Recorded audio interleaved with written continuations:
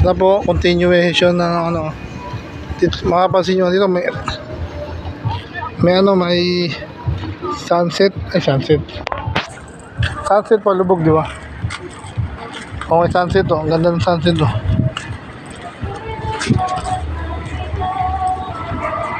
Palubog na po ang araw dito.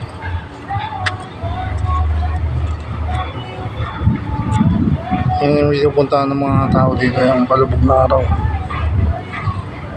Yun lang yung maganda rito sa seaside.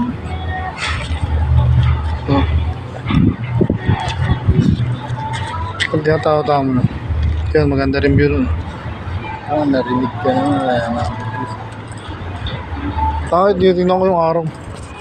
Papalisot Huwag ka na mag-comment na maganda lang lahat na sabihin mo sa vlog tayo. pa po. Hindi tayo sa vlog eh. Vlog-vlogin kita niyan eh. Si Ray Kawali.